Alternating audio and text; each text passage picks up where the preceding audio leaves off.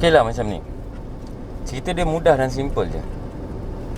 Ni aku nak kongsikan dekat korang cerita yang berlaku sebelum tahun 2010. Aku tak ingat 2009 ke 2008 ke 2007 macam tu lah.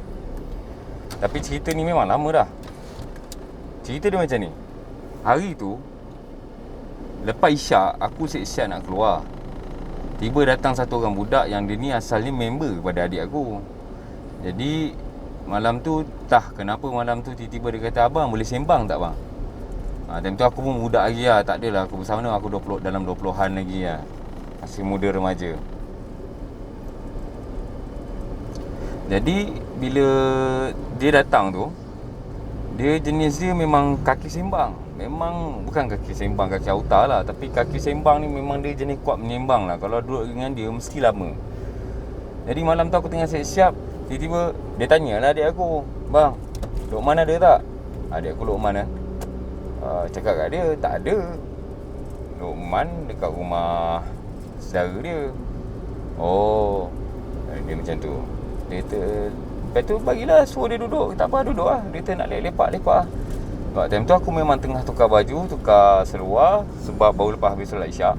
Dia pun datang tu pun memang dia pakai baju Melayu. Dia pun baru lepas habis solat isyak. Cumanya aku tak pergi ke surau time tu. Dia bawa balik dari surau. Jadi tengah duk layan tukar baju tu, dia pun tanyalah aku, "Bang, abang nak tahu tak, abang ni sebenarnya ada ramai peminat?" Aku pun terdiam lah. Sebab macam pelik soalan dia. Macam pelik pula statement dia kan. Kenyataan dia tu macam pelik. Sebab kenapa pula dia nak cakap, tiba-tiba dia datang situ nak kata ramai peminat. Nak kata aku handsome, tak adalah handsome sangat pun. Tapi rupa Shah Rukh Khan tu ada. Jadi dia kata ramai peminat, siapa dia? Aku tak apa-apa rapat sangat dengan budak-budak taman rumah aku. Jadi aku tanya dia lah, siapa dia? Yang mana tahu kan, kot ada yang minat tapi tak menyatakan hasrat dia. Jadi dia kata bukan apa. Dia kata dia bukan daripada dunia ni. Aku jadi pelik dah.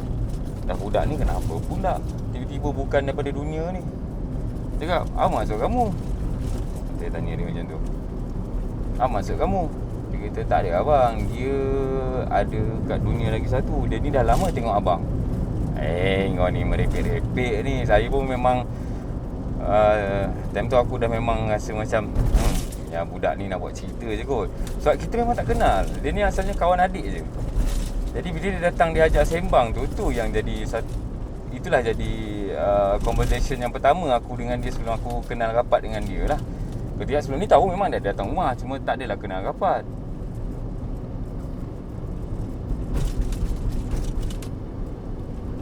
Jadinya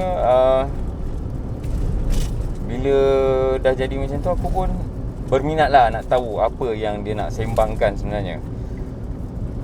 Jadi in 200 meters, turn right. Keluar pula suara ni. Okey. Jadi bila dia dah buat macam tu, jadi aku berminat lah untuk tahu kan. Dia kata, "Apa maksud kau ni?" "Ya, apa maksud kamu?" Saya bahasakan tu nanti kamu. Dia kata, "Tak ada abang, sebab saya selalu juga tengok abang." Lepas tu saya bergurau lah. Aku pun gurau lah, kata, "Habis kau minat aku ke?" Jadi dia kata, "Bukan macam tu bang, macam ni." Dia kata, "Abang ni ada benda yang minat. Benda tu bukan daripada dunia ni, tapi benda tu selalu duduk rapat dengan abang." Aku time tu memang naik jugalah bulu roma. Pasal kita dengar benda yang kita tak tahu kan. Jadi kita rasa macam kan. Jadi aku pun tanya dia lah, nak pastikan lagi. Tak naklah jadi macam banyak persoalan yang timbul kat kepala aku. Jadi aku direct je tanya. Aku cakap, "Cuba cerita betul-betul, macam mana rupa dia?" Aku terus tanya rupa dia macam mana. Dia kata, "Macam ni lah bang." Dia kata, banyak bendanya, tapi cuma dia ni dia punya cakap kat saya lah. Dia ni memang ikut abang sebab ada barang dekat abang. Tu baru satu dia buka cerita. Jadi dalam kepala aku cakap, ini dia nak main teka-teka ke dia memang tahu betul. Sebab kalau ikut daripada belah aku sendiri, aku tahu apa yang aku ada. Maksudnya aku tak tahulah ada benda mistik tu, tapi aku tahu apa yang barang tu ada. Yang kalau dia betul-betul nak kaitkan dengan mistik, aku boleh cuba kaitkan dengan mistik. Kalau betul dia barang tu aku pakai. Dia pun cakap lah. Dia kata, Habis mana barang tu? Aku tanyalah, Habis apa barang tu? Terus dia tunjuk, tu cincin yang abang pakai. Aish. Okey, tak apa. Relax dulu. Aku nak tanya kamu ni. Saya nak tanya kamu ni. Tentu bahasa lebih indah lah. Saya nak tanya kamu. Okey, abang nak tanya kamu ni. Macam mana kamu tahu cerita tentang cincin ni? Cuba cerita sikit. Sebab ada cerita di sebalik cincin ni. Dia kata, alah abang nak sorok-sorok dengan saya pula. Kita pun jadi macam, dah kenapa? Dia kata macam ni. Cincin ni sebelum ke abang, dia dah ke atuk abang, dia dah ke ayah abang. Asal pemilik cincin ni nenek abang. Alamak. Betul. Memang betul apa dia cerita. Sebab waktu tu cincin tu asalnya nenek bercerita lah. Saya tanya nenek, apa kelebihan cincin ni? Waktu dia kata pakailah. Jadi kita nak tahu lah, dia suruh pakai kan. Sebab apa? Pasal kita tahu dia memang tukang urut, mengubat orang lepas bersalin apa semua. Nak tahu, dia kata tak apa kau pakai. Dulu aku bagi atuk kamu, dia pulangkan balik. Istilah dia tu pun saya tak tahu siapa dia. Atuk saya sendiri pulang ke, tapi time tu memang kita fikir dia tu atuk lah. Aku bagi abi kamu pun pulang balik. Mana iyalah tu, sah tu. Jadi tak ada high expectation sangat kat situ. Dia kata, ni kamu nak pakai, kamu pakailah. Cincin tu kalau orang betul-betul nak, ramai orang tanya tu. Ada orang sampai nak bayar 3,000 cincin tu. Sampai tahap macam tu. Jadi aku ni tak adalah nak kata ambil pot sangat, tak adalah, aku diam je lah. Jadi aku cerita benda yang sama dekat dia. Dia kata iyalah, dia kata memang ada. Dia kata benda tu ada je kat sebelah abang. Time tu kami duduk, okey baik saya cerita situasi. Time tu kami duduk di ruang tamu yang mana rumah 2 tingkat lah, rumah teres 2 tingkat, mak saya sendiri lah, mak ayah, rumah family lah. Jadi dekat ruang tamu tu, tempat meja yang kami duduk, meja makan tu berdekatan dengan tangga nak naik atas. Actually rumah tu tak adalah hebat mana pun, cuma naik atas tu ada satu bilik je kat atas. Dia master bedroom kat atas dan lagi 2 bilik kat bawah, 2 bilik 3 bilik, saya tak ingat sebab layout lama kan. Kami dah mak dah renovate dah rumah tu. Jadi bila dia cakap macam tu, saya macam, kita tak adalah kata terkejut ke takut ke, sebab istilah takut tu tak wujud lagi dalam diri saya buat benda tu. Kita terkejut maybe kalau macam terdengar bunyi benda asing yang kita tak kenal. Tapi kalau nak kata takut tiba-tiba suddenly macam tu, tak lagi lah tentu. Okey. Lepas tu saya kata, saya tanya dia, aku tanya dia lah, apa yang kamu nampak? Macam mana rupa dia? Dia kata, abang boleh bayangkan tak rupa Nora Danish? Rupa Nora Danish, time tu Nora Danish memang up gila-gila lah pasal pelakon dulu-dulu kan. Dia masih muda, remaja lagi. Okey, kenal? Okey, abang bayangkan dia rupa macam Nora Danish, tapi hancur kena tayar lori. Tak ada nama lain. Kenapa dia ibaratkan yang situ, kemudian dia yang hancur, dah tentulah daripada awal dia nampak tu memang buruk-buruk dah. Jadi kita mula terbayang. Aku mula terbayang lah dalam kepala aku dah rupa macam mana, macam cerita exorcism tu dah. Saya cakap macam cerita yang kena rasuk hantu orang putih dengan atas katil tu ke. Kata bukan, buruk lagi dia cakap. Sampai tu kulai kulitnya, matanya terkeluar-keluar. Alamak. Aku dengar pun naik siau. Kita dengar, kita naik siau. Tak takut lagi lah. Macam tak senang kita dengar. Pasal rumah kita tidur, rumah kita duduk, takkanlah kita nak ada benda-benda macam tu kan. Dia kata macam mana rupa dia ni, dia duduk kat mana? Dia ada je kat tangga tu. Dia merangkak terbalik. Kepala tegak tapi merangkaknya terbalik. Aduh. Aku dengar macam tu, aku terus pandang. Aku cakap, aku terus pandang situ, aku terus jerit lah. Kononnya macam aku tahulah apa benda yang kat situ. Jadi aku cakap, kau jangan duduk lagi kat dalam, kau keluar rumah. Dia kata, bang, dia kata, dia kata dia marah lah. Dia cakap, sebab saya dah mula nampak budak ni gelisah dah. Aku mula nampak budak ni gelisah. Dia kata, bang, kenapa pula dia nak marah? Bukan rumah dia. Time tu aku masih lagi membara lah. Pasal kita tahu kan, benda-benda tu tak sepatutnya duduk kat tempat yang kita banyak mengaji, banyak solat, jaga kat rumah. Jadi dia kata dia marah sebab satunya dia terkantoi. Benda tu terkantoi lah kononnya macam tu. Dan saya ada rujuk orang-orang yang arif, memang kata kalau terkantoi pun memang dia orang akan marah lah. Marah orang yang mengkantoikan tu lah. Jadi budak ni mula start ajak saya keluar. Dia kata, jom abang kita minum, saya tak selesa duduk sini. Okey, tak apa. Saya faham dia. Dan saya cakap tak apa. Sebelum tu saya nak cakap, apa benda yang ada kat dalam rumah ni, yang mendengar sekarang ni, aku tak benarkan dan haram untuk kau jejak ke rumah ni. Aku memang cakap macam tu, spontan. Sebab aku rasakan benda tu tak patut, kan? Even kalau jin Islam pun duduk di rumah orang Islam, dia akan duduk di atas bumbung. Dia tak masuk ke dalam. Dia akan duduk di bumbung rumah orang Islam. Kalau dia rasa terancam dengan jin-jin bukan Islam, dia akan bernaung di rumah orang-orang Islam. Melainkan yang kurang amalannya lah. Jadi aku pun siap-siap, okay, pasal aku dah settle pakai seluar apa semua. Aku pun keluar lah, ajak dia keluar. Okay, jom, kamu ikut abang keluar. Aku bawa, time tu aku ingat aku pakai kancil merah. Ada nombor plate dia, memang aku ingat lagi sampai sekarang lah. Sebab kereta tu ada je kat rumah. Sadai. Aku pun cakap dekat dia, okay, tak apalah, kita keluar. Dia kata, bang, boleh bawa cepat sikit tak? Tiba-tiba dia gelabah gila tau. Boleh bawa cepat sikit tak? Aku cakap, kau dah kenapa? Tak apa bang, kejap lagi saya cerita. Saya pun bawa lah keluar dari rumah tu, agak memerah sikit lah. Tak adalah perah sangat, tapi laju daripada had kelajuan yang dibenarkan dalam kawasan taman lah. Jadi aku bawa, dia kata, dia kata, tak boleh bang, dia dah hantar lagi 2.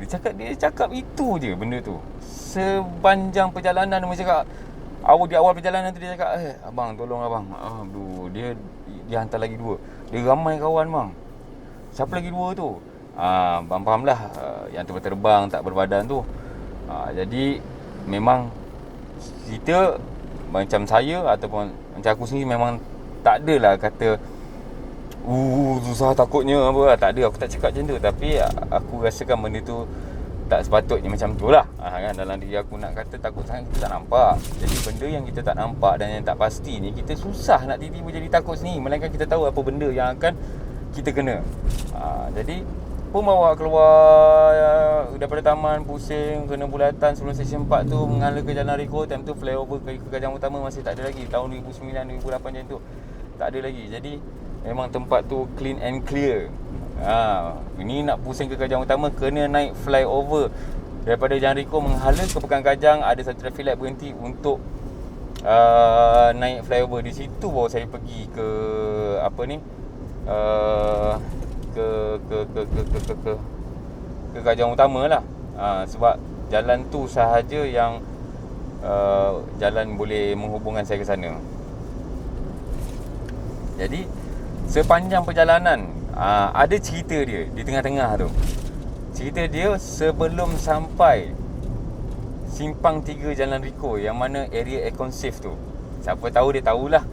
Daripada arah Bangi menghala ke Simpang 3 Jalan Riko, satu ke kiri ke Kajang, kanan ke UKM.